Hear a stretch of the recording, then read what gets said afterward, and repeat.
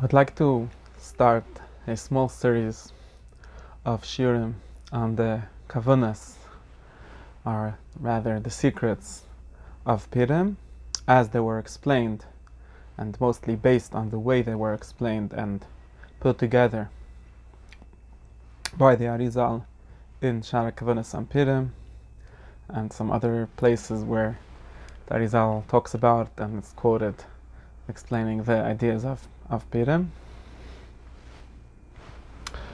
I can't promise that we'll finish to understand everything the way it should be understood correctly from the entire source and understanding all the sugyas from every side that they need to be looked at, which is obviously impossible.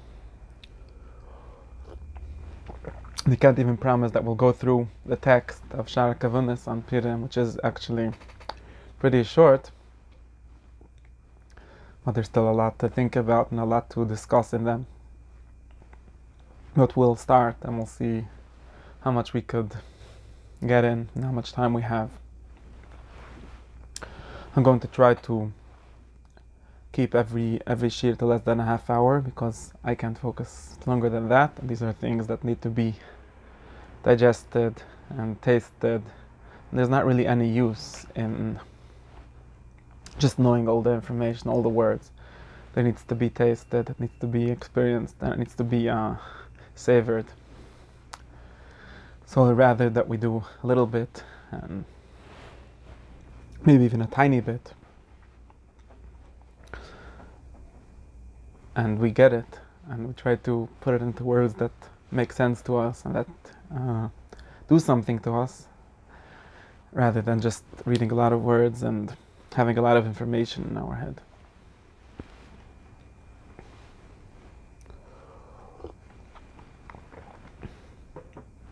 As is my custom, I'll start off by making a few hagdamas, a few introductions, prefaces,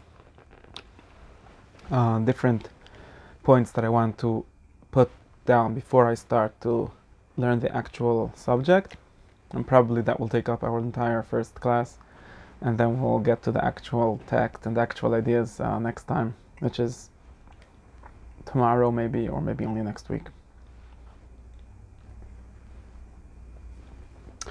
So first introduction is a note about language.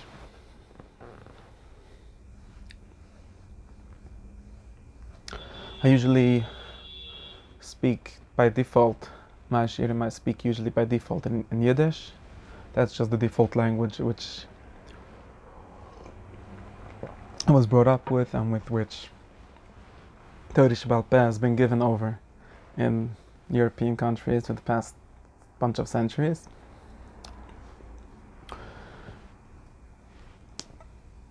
But there seems to be a lot of space and a lot of need for translating these things into new languages, including modern Hebrew and including English, which most Yidden in America and places in the rest of the world speak and are more fluent in. And I want to justify this a little bit, or rather explain what this means and what this does. Why would it be maybe something that needs justification, and what the justification is, and how we understand that the justification of it actually opens up a very broad world that we wouldn't know if we didn't have this idea. So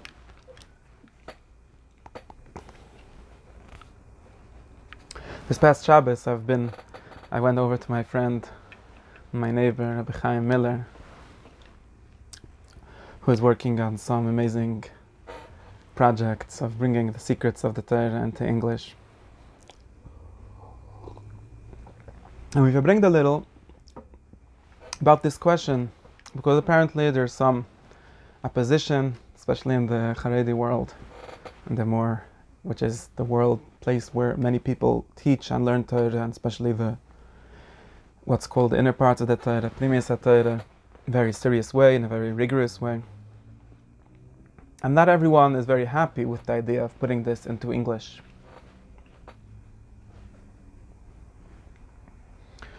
And the obvious concern here seems to be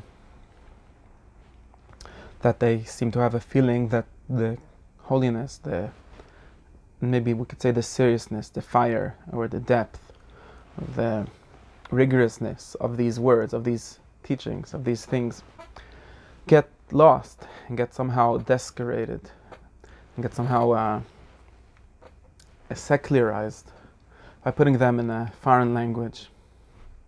That's one concern that could be. Another concern is that English is the international language. English is a language that not only Purim Jews speak, and not only people that are actually dedicated to these things speak. Anyone can read it as long as if it's in English.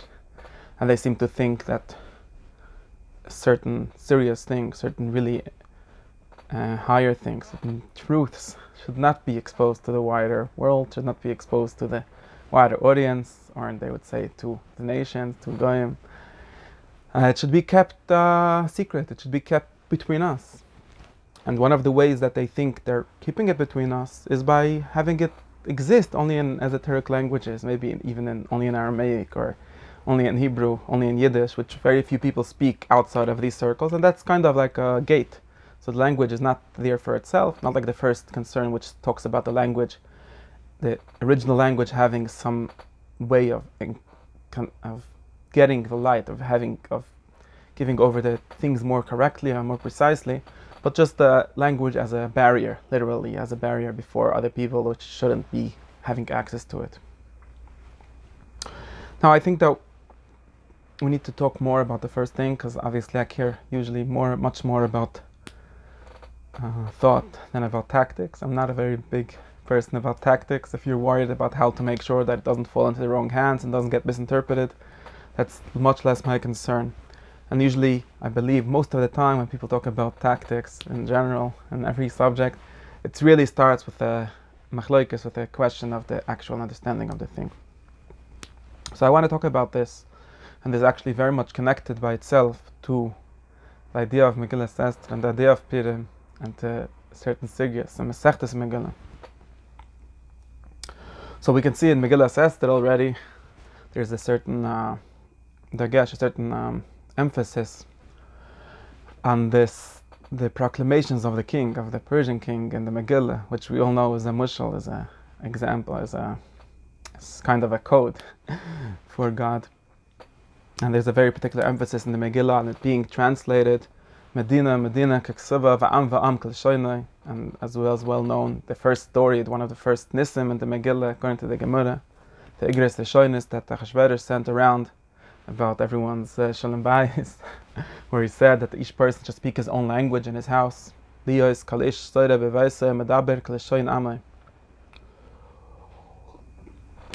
And this is an historical truth, an historical story, that the Persian Empire did not care much about having a unified language, unlike the Roman Empire, which came later, and some empires that came before that, which tried to make sure that everyone speaks Latin, as well as later empires, like we speak English because of the British Empire. The Persian Empire did not have this concern at all. They were very happy with speaking Persian between themselves, and maybe having like official version of the laws, the official version of the kingly proclamations and directions in Persian, but they were always translated everything to the local language where their empire was, and they then tried to force you to speak their language. Now, since everything in the Megillah is kind of a metaphor and is a levish, a garment for the way we understand God and the way we understand God's word, which is another way of saying Torah, we have to understand that this dialectic, this machloikas, this question of should we force everyone to speak our language like the Romans, or should we translate ourselves into all the language like the Persians, is actually a machloikas about how to teach the Torah. And it's a machloikas that goes back at least to the times of the Tanoim. And we can learn in the Mishnah and Masechtas Bruchos and in Masechtas Megillah and in Masechtas Soita, three main places where the Gemara talks about a very big question, which is if the Torah could be translated, and not only Torah but also all the mitzvahs of Kriyas Torah, all the mitzvahs where all kinds of words that get said, like we have Tefillah, we have Kriyat Shema, we have Mitzvat Mikra Megillah, where we read the Megillah, we have reading the Parsha of the Soita, which is how Sech the Soita gets into it. Very many kinds of public readings and public sayings. And there's a big basic machlokes between the Tanoim, if this can be said in all languages. So we have a machlokes in Masechtas Brachas, if Krishma is b'chal lashon or b'keksova. In other words, there's machlokes between the Tanoim if we're allowed to read Kriyat Shema, which is very basic words, very basic ideas, the very basic, what's called Kabbalah's Almal Chashman, very basic words that define what it means ritually and liturgically to be a Jew. And there was a machlokes Tanoim if we should say it only in Hebrew, only in the original language, or there's no problem with it being said in any language. And the same question is regarding prayer, regarding Tefillah, Shemona Esrei. Same question is regarding Kriyas HaTorah, regarding the Megillah, regarding many other things.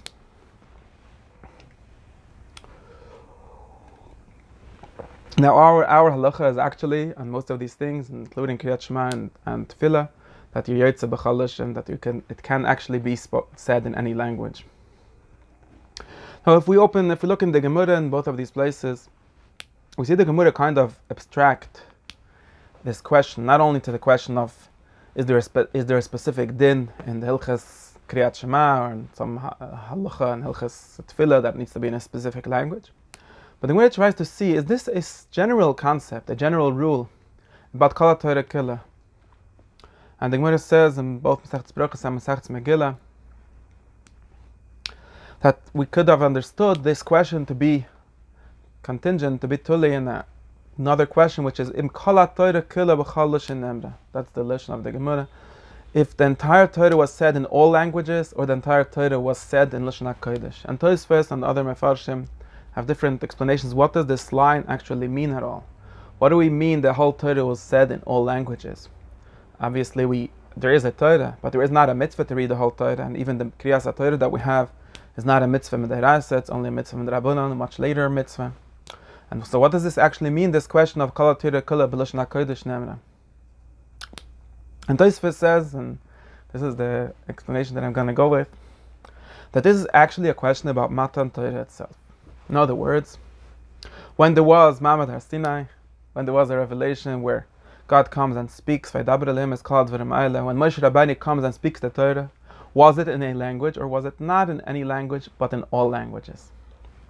And this shitta that says Kol HaTorah Kila b'chal lashon nemra actually holds that the fact that we read the Torah, we read Haseres HaDibros, we read Matan Torah in Hebrew, is not because God Himself spoke Hebrew at Ma'amad Har Sinai.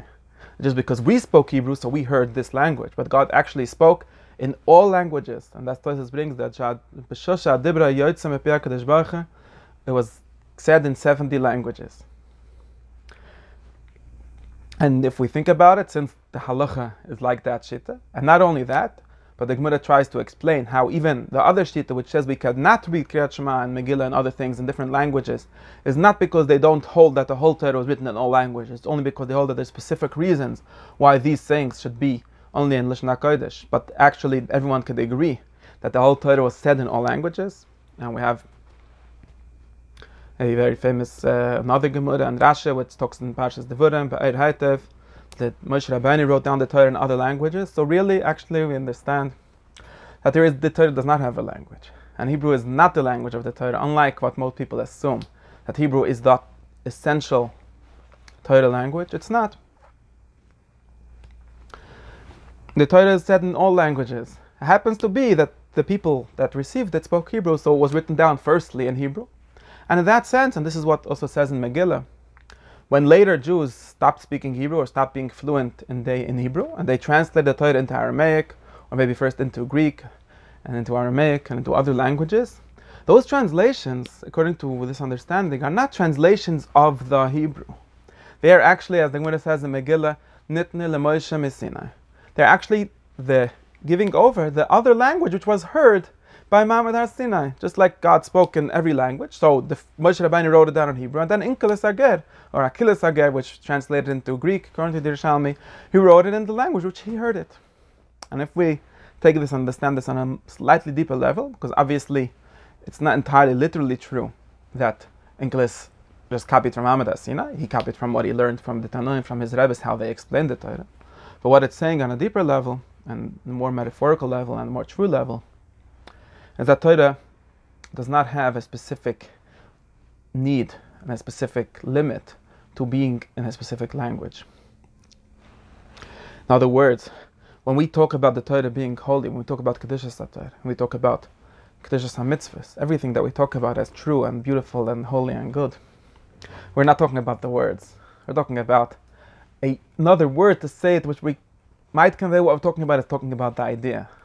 Idea doesn't seem abstract enough. We usually, in Kabbalah world, we like to say we talk about the light. We talk about the essence, the etzem. And even the words of the Chumash, which are holy, which maybe have a certain more Kedusha if they're written in Hebrew because they happen to be the original language, that's not the etzem, that's not the actual Kedushas HaTorah. That's not the actual enlightenment that we're getting here, that we're after here, the words which are said. The actual enlightenment is the idea, is the light which is the Torah. And obviously this light, since we're human beings, since we speak in language, since we have thoughts, so we're going to accept it, we're going to receive it in the language in which we speak. And when we say the word language, obviously language is not only language, as in I could say the same sentence in English or in Yiddish or in Hebrew and French. It's also, language is also a worldview, language is also concepts. There's machlokes and linguistics, how far this goes in the specifics of language, but language in a broader sense definitely is different ways of dividing up the world, different ways of conceptualizing the world, different ways of understanding things. In other words, the concepts that the Torah uses, even basic concepts such as law, such as revelation, such as God, are human concepts. In other words, they're kalim, they're vessels in which the actual light is given. And whoever really listens to the voice of the Torah, whoever really listens, and voice is another word which in Zohar precedes speech, because when I speak, my words are what's called chituch hadibur, or literally cut up speech, because our speech, our articulation, is basically taking the voice that our lungs and our vocal cords make, and stopping them and shaping them into different letters and different sounds. But the sound, the actual noise, the actual voice, is something that precedes those letters. And in the same image, we could say that when we say we need to lishmoya bekoil Hashem, it doesn't say lishmoya bedivrei Hashem. That's on a smaller level. That's already after that. Lishmoya bekoiloi, which we talk about, means listening to His voice. And His voice doesn't have a language. His voice precedes language. And this voice, as much as you listen to that voice, as much as we can hear that voice, we can speak it in any language we want. It doesn't matter. It says in every language and in every kind of concept and every kind of way of conceptualizing the universe that you'll have, you will still have a Torah there. Because the Torah is not, as some people seem to understand, the actual hislapshus, the actual articulation of the Torah in a specific language, in a specific worldview, in a specific conceptualization. It's kind of the opposite. That's just one way in which a Torah was accidentally received historically, and that's very important because what we are is thanks to that accident, is thanks to that historical fact. But that's not the actual Torah. That's not the actual light. The actual light is beyond all of these words and beyond all of these languages. And therefore, of course, the problem here and the reason why people have a right to not be entirely accepting of this always,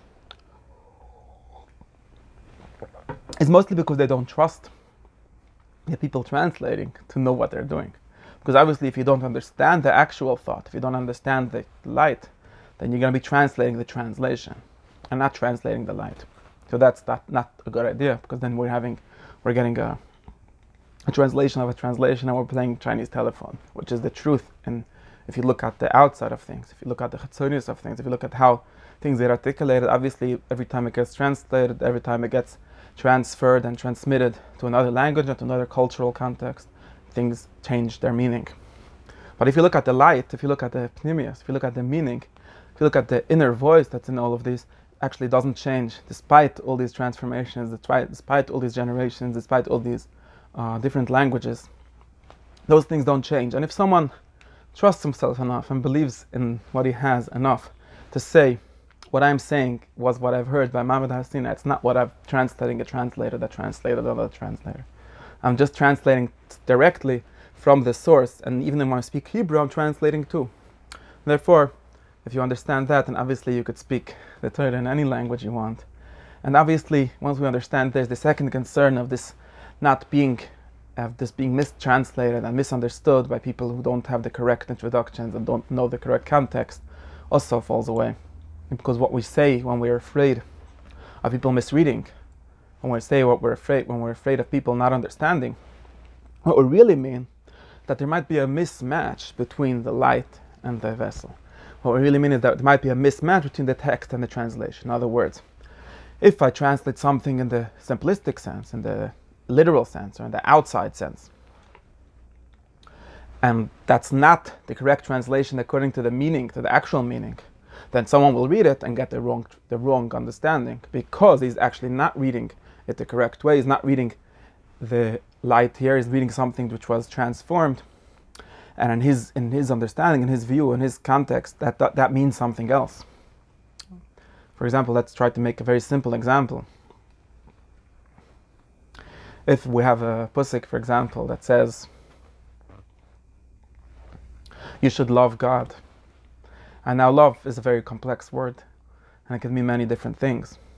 And it might have meant something very different in the original context, even than what I mean when I say the word. And there might be a language or a context in which V'ahavta es Hashem, loving God, could mean something very vulgar. Because in this context, and words change meanings over their time, and in this context, love means something like not nice. So obviously, if I'm going to give you just the translation, I'm going to give you the literal translation, I'm going to say, V'ahavta es Hashem, and you should love God, and you're going to think that love means something incorrect, then my literal translation is not actually a translation, it's actually a deformation. It's actually deformed by translating, and therefore this is what people say, don't translate, because rather make them learn Hebrew, in other words, put them into the context where they understand what V'ahavta actually means. But if I actually know both languages, and I know that what we're after is not the word V'ahavta, which needs to have a correct translation saying you love, I could have a miscorrect translation in the literal sense, and I could say it means, for example, I'm not going to get into this discussion, but maybe I would say it means respect, or maybe I'll say it means have allegiance to, which might be one of the meanings at least here. And although that's not the literal translation, it does convey the light, it does translate more correctly than the literal translation.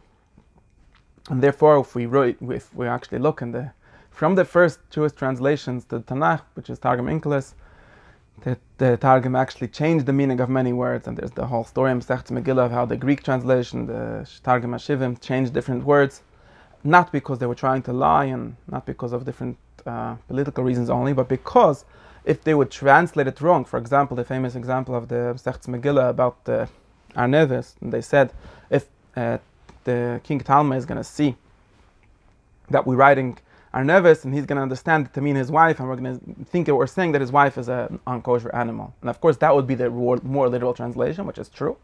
But we obviously don't mean his wife. We mean this animal, which is called that way. So therefore, they translated it differently to convey more correctly the real meaning. And this is similarly true for many different things that seem to people to be distortions or deformations of the original meaning of texts, like many midrashim and like many ideas which are not taking things literally, because taking them literally would actually be the lie. Because when you take it literally and you translate it literally and try to be very academically correct and very precise, then you're actually being imprecise, because these same words mean something else in a different context. But the same light doesn't mean something else in a different context. It just might need to be said in a totally different way in a different context. And therefore, dafka, by translating more and by changing more in the literal level, we keep more of the light and we keep more of the original idea, the original point that's behind it, as we would have by being precise and translating the actual words.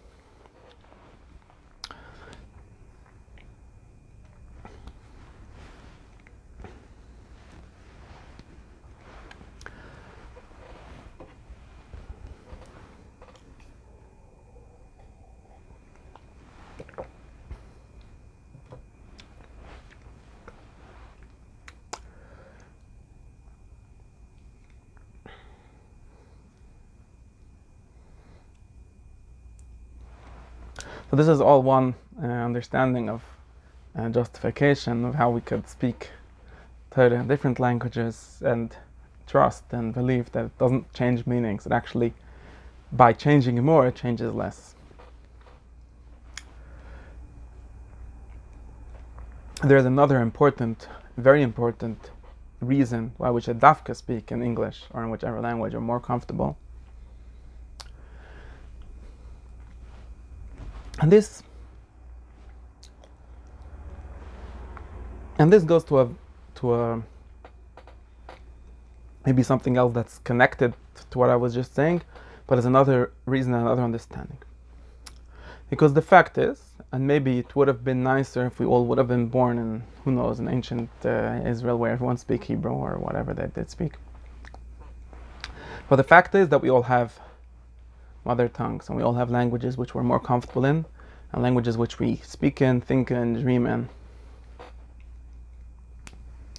Now, since most of us, and not only most of us, almost all of us, and actually all of us since a very long time ago, are actually reading the Torah in translation, because even people that speak Hebrew and even people that speak Rabbinic Hebrew and speak modern Hebrew, Hebrew itself changes. It changed from between the time of the Tanakh and the times of the Mishnah. It changed, and we read in the Gemara about how certain Tanoim and Amorim didn't understand the Hebrew of the Tanakh, even though they of course understood the Hebrew of the Mishnah. So therefore, we're all working, in a simple sense, off translations.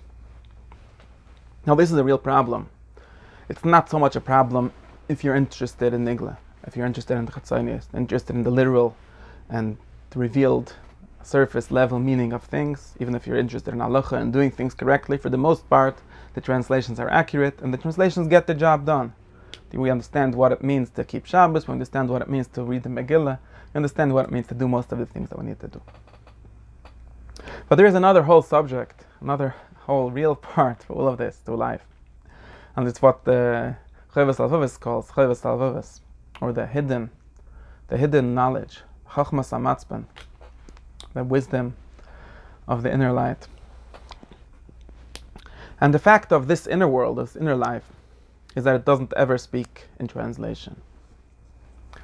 It actually doesn't really even speak in words. But at least when we do speak to it ourselves in words, and we do have words to name our inner states, and we have words to name our inner relations to Torah and to God and to fellow people,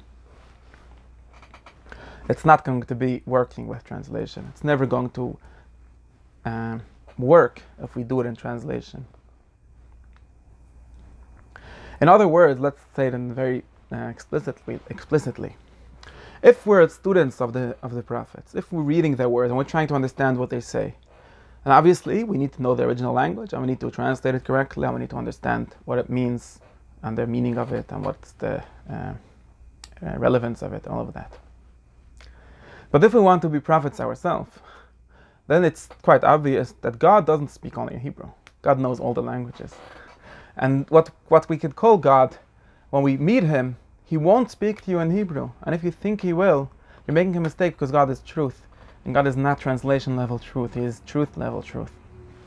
In other words, if you want to be a prophet, and this is true for all prophets, you need to learn how to listen to God in your own language. You need to learn how to speak to Him in your own language. And there was no prophet to who God spoke to in his non-native language. And if we could prove this from the Tanakh itself.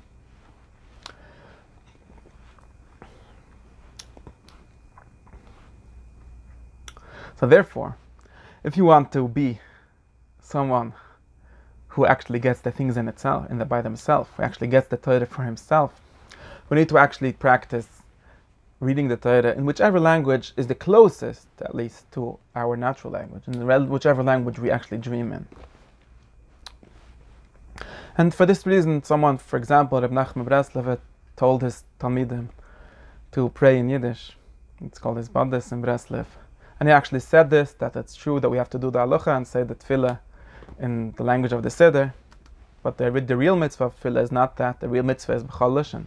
And he said this because when we're in mispal, we're not just trying to say the correct words and be yotze olachas tefillah. We're actually trying to do something. We're actually trying to connect. We're actually trying to do something called avodah shebelev, a hidden avodah.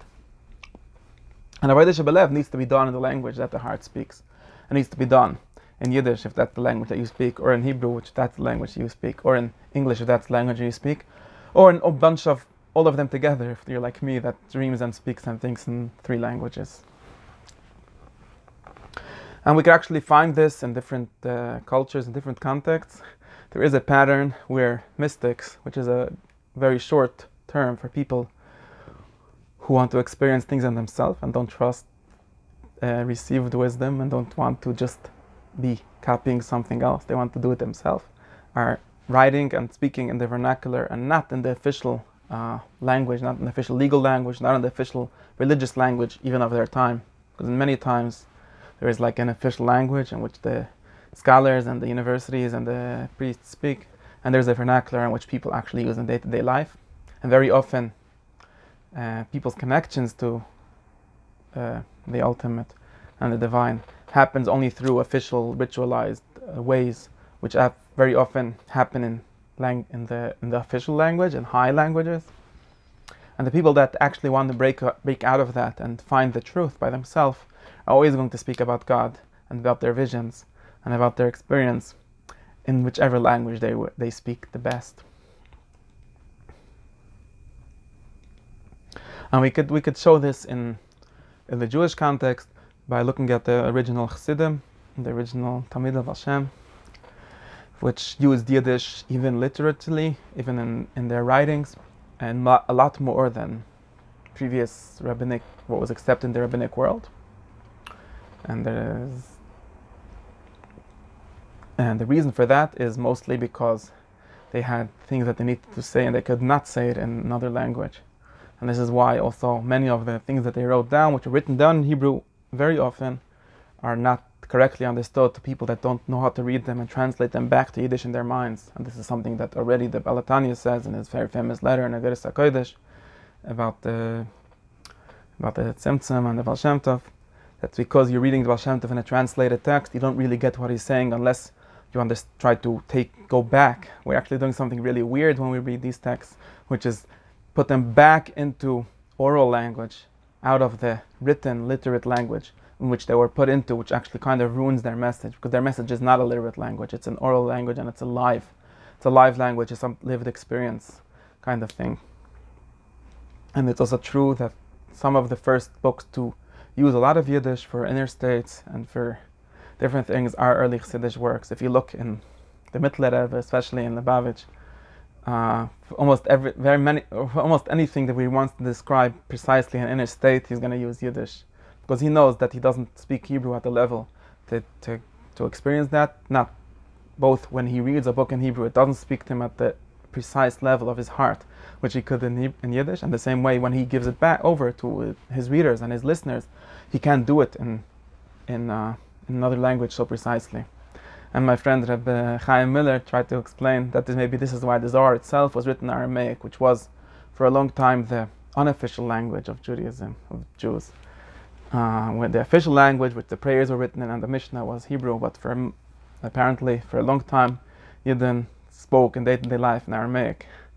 And the Zohar, which is something which we need to experience and not only understand like on a scholarly level, but also to get it on a gut level, needs to be written in the vernacular language. And I've reminded myself that there's a very good source for this idea in the Arizal himself.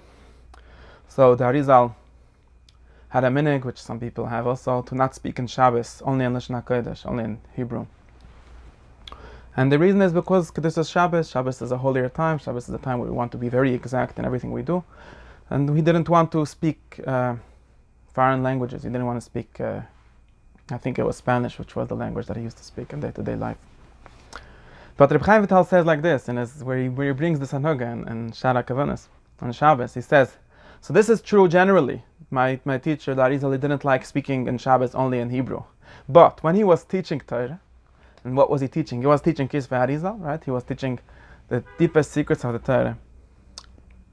And when he was teaching Torah, he actually often used Spanish in order to explain himself, because he could articulate himself better often in that language. So this is a great source from the biggest master to live in modern times, of Kabbalah, which actually says that he used what was his English, or I think it was Spanish, because he sometimes felt that he can't express himself as well in Hebrew as he could in Spanish. And this actually makes me think that when we read Reb Chaim Vital's notes of those classes, which is what we know as Kisvei Arizal, sometimes he's having a hard time expressing himself, and maybe it would have been a better idea for him to write actually in the vernacular, in Spanish, or yeah. So this is a true justification, and this is actually why I think it's the message of what the Megillah is saying, that we should be speaking to each in his own language, because it needs to be readable, it needs to be immediately readable and immediately accessible to the heart, not only to the mind, where you go through a process of translation. Okay, this means that second that it takes in your mind, even people that could read well different languages, because in their mind they need to translate it, it doesn't go directly to where it needs to go, and it doesn't do what it needs to do into yourself. Therefore, it actually seems to be, could be lechatchila, not only with the Eved and because of all kinds of different reasons, because we need to access people, to reach people who speak that language, but also bedafka, people who speak that language, and any language they speak, they should be learning and thinking Torah and being mispala in the language which is closest to their heart.